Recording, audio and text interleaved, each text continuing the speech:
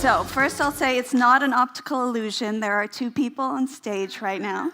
And a disclaimer is this baby is very much on my lungs, so you might hear me taking deep breaths. But yeah, thanks for the great introduction. I'm Colleen.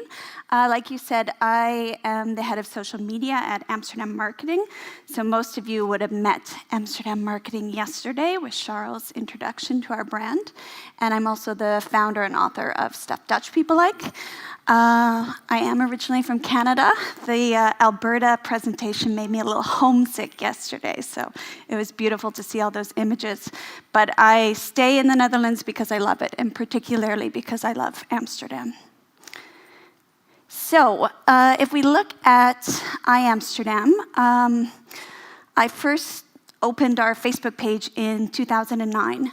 And at the moment, our international Facebook page is the channel that I'm going to be mostly speaking about, because that really is our primary channel. We have 4 channels at the moment, 2 in English and 2 in Dutch. The Dutch ones are more for kind of the locals who live here.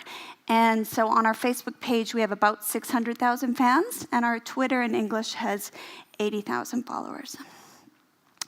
To tell you a little bit about the other community I manage, that's Stuff Dutch People Like. Some of you might be familiar with it, for some of you it might be new. I started the blog in 2012, and a lot of people ask, why did I suddenly start writing about Dutch culture? Well, for those of you who aren't Dutch, there's a lot of weird things about Dutch culture that need to be talked about. And actually, the inception of the blog came when I was riding my bike to work, and I heard the word typhus, which is typhoid in English. And I got to my office, and I was like, what is going on? Somebody was screaming at me. I might have cut them off while I was biking, sure, but why did they bring typhoid into the conversation? And my Dutch colleague at the time was like, yeah, you made them mad, so they told you to go get typhoid. I was like, okay. He's like, well, they could have told you to go get cancer. That would have been worse. I was like, okay, this is very bizarre. So that was one of my first blog posts, was about kind of the uniqueness of Dutch swearing. So I hope you don't encounter that while you're here, but maybe it would be an interesting experience if you did. So at the moment, when I first started, the blog grew very quickly viral. And within a year, it had over 100,000 regular readers. And under 2 years, it had about 15,000 comments already on the blog. I then opened the Facebook page for Stuff Dutch People Like, and yeah, now it has about 250,000 followers. And the beautiful thing about this Facebook page is it's 100% organic. I've never done any paid advertising. There is no sponsors of the blog. And at the moment, you know, any given post on the Facebook page can have a reach. It has a great multiplier effect because the content's so viral, so it reaches, on average, at least 1 million people on Facebook per post. The book came after the blog. It was sort of the blog-to-book idea. I self-published because I knew I had the market covered, and I knew my audience very well. And I'm happy that people started buying it. There's now 3 books in 2 languages. And merchandise was kind of a natural progression. So in 2014, I started with a line of crowdsourced merchandise. And I thought, okay, I can think of what would be funny on a t-shirt, but why not let the audience decide themselves? So our #1 t-shirt has the slogan, "I'm Dutch, what's your superpower?" And that one sells very well. Now, what I'm here to talk about is the 2 communities and really what makes a community tick. So I think what's interesting about these 2 communities is they both very much grew organically. And I think maybe we can win for the smallest social media budget for iAmsterdam. So when people are throwing around 85,000, I'm like, that's a lot, actually. Our budget annually for social media is probably around 10,000 euros, and we have the equivalent of 1 full-time person. So I do about 70%, and then we have a few other people that we plug in for the Dutch channels at about 30% of a week.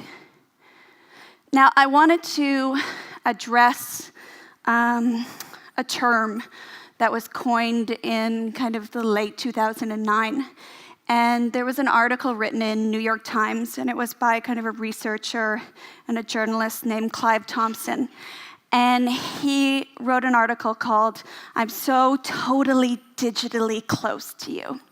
And this quote came from his interviews with college students in America.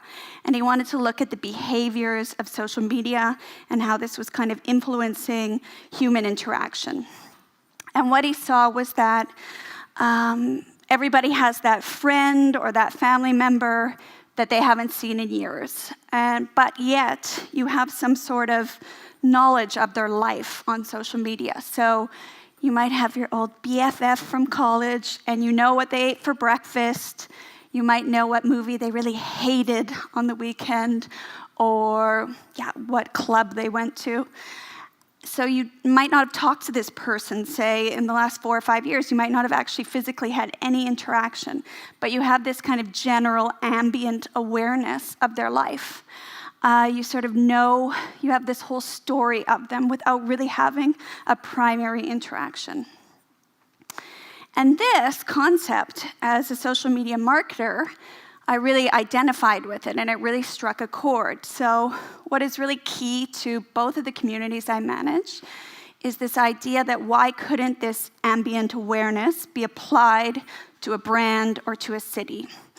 And what I find most interesting about it is every post on its own is sort of rather insignificant. So, going back to the friend example, what she had for breakfast, this is rather insignificant. A photo of a beautiful heritage building in Amsterdam. Also, that one photo, it tells you something about Amsterdam. But over time, with all of these snapshots, you have a surprisingly sophisticated portrait of a person or of a city. And so for me, again, what's core to Amsterdam's strategy is to try to keep this ambient awareness always, to have this top of mind, kind of running, subconscious dialogue about our city. And that we achieve a lot with visuals. Now, of course, the goal is how do you actually get these visuals out there? How do you get this engagement level? And social engagement for us on Facebook is very, very important. In 2014, a lot of you would have heard the term Facebook Zero. And this, Ogilvy, the ad agency, they published a report really analyzing the organic reach that you have on Facebook. And at its peak in 2012, you could reach 16% of your organic followers on Facebook. And over the years, this has really gone down. And when Facebook adjusted their algorithm quite dramatically last year, people saw that the average reach to your audience was as low as 6%. So that really says that, okay, this algorithm is based on engagement and based on relevancy. So it's very important if you want to keep your reach up without paying for promoted posts on Facebook, you have to really work on engagement. And this is because there's limited shelf space. There's really a limited amount of real estate in a user's newsfeed. So at any given point, the average person could see 1,500 posts in their newsfeed when they go onto Facebook. And if you're somebody who has tons of friends, you could see 15,000. So Facebook said that they're kind of top users with a lot of friends. They have to make an algorithm to sort out, okay, what gets priority out of these 15,000. Now, how do we actually achieve that engagement when we can't all post photos of cats and we can't all make spelling mistakes? And I do know when I've made a spelling mistake or something that wasn't factual on iAmsterdam, it does get great engagement. People are very eager to point out your mistakes. But clearly, that's not the idea that we strive for. So for us, our engagement heavily relies on our social policy. Channel management was very important for iAmsterdam. In 2013, a lot of different organizations merged to form Amsterdam Marketing, and they all brought their social channels with them. So we had the tourist board, the cultural board, Amsterdam Partners, the City of Amsterdam, and we ended up with 25 social channels. So on Facebook, we had a dozen. On Twitter, we had a dozen. And everybody felt some attachment to their own channels, and they wanted to keep them. So it was very important that we look and say, okay, who are our audience, and what are these channels doing? Do we need niche channels for culture lovers? Do we need niche channels for the Dutch market? And in the end, we decided, no, we need to merge, and we're going to end up with the 2 channels in each language. The other important social policy we had to implement was content gatekeeping. So I'm not sure if a lot of you here continually get sales requests to put on your social channels. Any show of hands of people that get those kind of requests? Okay, so a fair amount. Some. Well, we continually have to fight with the idea that the organization would still like to use social as a sales tool. And that is something that we know doesn't work. It doesn't work for actually the partner or the client, and it doesn't work for our audience. And we just can't reach our levels of engagement we want when we're advertising a niche product or a niche event. And so this is something internally that we can justify by going back to our KPIs on engagement and saying, look, we tried this post, it just doesn't get the engagement we need. We don't want to get into that downward spiral of being punished on Facebook, so we need to have like a zero tolerance policy for advertising. Now, of course, sales, they don't love that. They keep coming with a new brilliant idea, and we have to keep saying no. But I think eventually they'll understand. And last is our content strategy. Obviously, we've talked a lot about this the last 2 days, about visuals being really important on Facebook. We know for us as a brand that that is what works. But more importantly, which type of visuals work? Because actually photos work, but not all photos are equal. And I think the most important question is really, why do people truly engage within social communities? So what really makes you like a photo, share a photo, comment on a photo? And it's a fairly basic question, and actually the answer is equally basic, and that's human emotions. So when you trigger an emotional response, people engage with your content. And there are kind of 8 primary human emotions that you can tap into, ranging from like joy to anger and disgust. Obviously, some are more appropriate for your social strategy than others. So I know that on both communities, when I post an image, the first quote is sort of, those are the emotions that I know tap into my audience. It's more of a feeling, it's a warm memory, it's a spark of inspiration, or a sense of home. And I also know that there's been a lot of studies that show surprise is actually the single common element of what makes a post go viral. So everyone's trying to look for the ingredient of what really makes viral content. And it's actually surprise. So when it was analyzed, a lot of posts that went viral the last 2 years, surprise is always central. Now, other emotions also trigger a behavior. So offline emotions trigger a behavior, but also online. And online surprise is number 1, followed by joy, and then followed by anger and disgust. So obviously, you don't want to tap into anger and disgust, but you do see that come to play with social media when there's sort of a large social media fail. That's what motivates people to get really angry and react to you, is when you've triggered those emotions. So that sort of leaves you with joy, surprise, anticipation, and trust to kind of play around with. So I think the key is really identifying what are the emotional triggers for your audience, and then build your content strategy around this. So with Amsterdam, I know that aspiration is a big emotional trigger. It's the idea that you want to go to Amsterdam, you want to experience it. Inspiration, so you're inspired again by Amsterdam. Curiosity, so you've never been, you're very curious about Europe, about Amsterdam, about Dutch culture. Identity, you somehow feel a part of Amsterdam or you want to be a part of it. and pride. You take pride in the city, whether or not you're a resident, you've just been there, but you're proud of what Amsterdam is. And for every community, you're going to have very different triggers. And for stuffed Dutch people, like I know, our big trigger is nostalgia. So we have a lot of Dutch that live abroad, and they're very nostalgic about everything Dutch. And also humor is a big trigger, so sort of playing on this cultural identity. Belonging, again, this is sort of from a national point of view, identifying with your citizenship, your country of birth.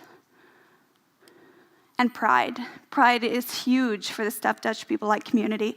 I think the reason why it works is because there wasn't something that really celebrated Dutch culture, from things that are wonderful about it to things that are totally weird. And that pride is a trigger that works over and over again. So when I look at some examples of posts, this first post was about National Tulip Day in Amsterdam. And tulips, like Tessa said, they always work. But this was also, it was coming up. It's an event that happens every year in Amsterdam, where Dam Square is like a large tulip garden, and you can go pick tulips. So the emotions that really play into this post is sort of the awe, the curiosity, and the anticipation of this event coming up. And you can see with the reach, organic Facebook reach is definitely not dead if we can reach our 100% of our audience size, so over 600,000, and if we can have close to 40,000 interactions on this one post. And the comments, I mean, you can't pay for better marketing. Katerina saying, I'm beginning to wonder if there will ever be something about this city that will not amaze me. So there she's clearly tapped into this surprise and this joy. And then we've got our happy little Dutch gnome there as well as a comment. And yeah, some other examples of posts that we know tap into these emotions. A beautiful shot of an Amsterdam canal. Sure, it's another shot of a bridge and a boat and water. But what is this really? Why is this post connecting with people?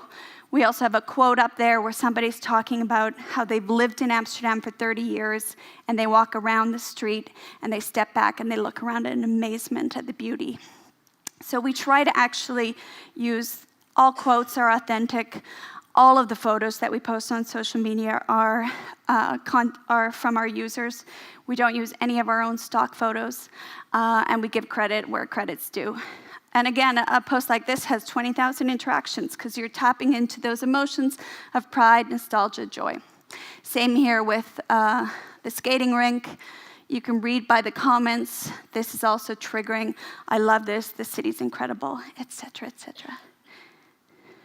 And surprise. I think if we look at what is our most viral post ever, it was the hot tub that was going down the canals of Amsterdam. And with the kind of slogan, you really never know what you're going to see in Amsterdam. And this post reached 1.5 million people. It was shared nearly 6,000 times. And again, it holds true to the rule that surprise really works for engaging content. If you look at the comments, they're all, oh my God. So people were wowed, they were surprised. And again, things like animals in very typical Dutch bakfiets, there is this element of intrigue, of joy, and these photos work as well. And what's beautiful to see is that in the comments there was dozens of examples of people posting their pictures of dogs in Dutch bicycles. So that's the kind of interaction we love. Now, for stuffed Dutch people, like, again, surprise, it's fairly basic, but it works on both communities, and pride and humor. So there was a large snowstorm back in January, and we posted this photo of somebody, trekking out in any condition on their bike, saying, it's snowing, but you can't get between a Dutchie and their best friend, the bicycle. And a post like this quickly reached 1.1 million people, which is, nearly 5 times the size of our audience, and had over 50,000 interactions. And the Dutch brain, this is something that came from, there's quite a few blog posts that I've written about this, and it's part of the book, and it took a whole life of its own, this concept. So the photo's been shared on dozens of sites, and it also, I don't have the stats, but it also had a reach of nearly 1.5 million. And it's poking fun at all these cliches about Dutch culture. So that the Dutch are addicted to dairy, that they have a superhuman bicycle riding processor, et cetera, et cetera. And those, again, tap into this pride mixed with humor. We do several kind of meme-type posts with stuff Dutch people like. This one always works. You know you're Dutch when. Some examples are, you were born at home because it was just more gezellig, which means more comfortable, more cozy. This baby won't be born at home. I'm not that Dutch. You know you're Dutch when you can ride your bicycle with 5 kids and groceries. That one went very viral as well. A user sent us that photo. And you know you're Dutch when you love feeding droop to unsuspecting foreigners. So droop, if you haven't tried it, it's a horrible tasting licorice that the Dutch adore, and they even love to give it to foreigners and say, try this Dutch candy, it's really good. If you look on YouTube, you'll see a series of Dutch people feeding foreigners droop and videotaping it. So there's a lot of those videos in China and Japan. It's very cruel, very cruel. And lastly, for both communities, I think with stuff Dutch people like, I have a lot more, let's say, freedom to post things that are a little bit more controversial or that go a little bit outside what the brand is. With Amsterdam, some of these posts wouldn't work. Tessa referred to the World Cup, and this post reached 2 million people within a matter of hours. We're sorry, the country you're trying to reach is currently unavailable. And that was during the finals, or semifinals. I wasn't following, I was just, trying to capitalize on the social media engagement. And last week, or 2 weeks ago, was it, I don't know if it was as big in Europe as it was in North America, but the whole, what color was the dress? Was it black and blue? Was it white and gold? And so, it's great to kind of jump in there with a timely post and say, no, guess what? Actually, it was orange. Dutch people saw orange. So that one worked as well. And I think if I look at kind of the takeaways from managing both of these communities, in both instances, I really strive for this ambient awareness, like I talked about in the beginning. So to kind of have this continual running dialogue that I hope subconsciously influences people when they make their travel decisions, when they make their decisions on where to move, when they make their decisions on where to book a conference. I think it's very important to protect your channels, like we talked about. Don't use them for sales. Don't use them to kind of fulfill another department's KPIs. Streamline really where you can. And above all, try to elicit a human response. It's basic, but it's science, and it works every time. Try to really identify those triggers, those emotional triggers, and tap into them. And this is all about being human. You want to connect with your audience on a human level. So, thank you.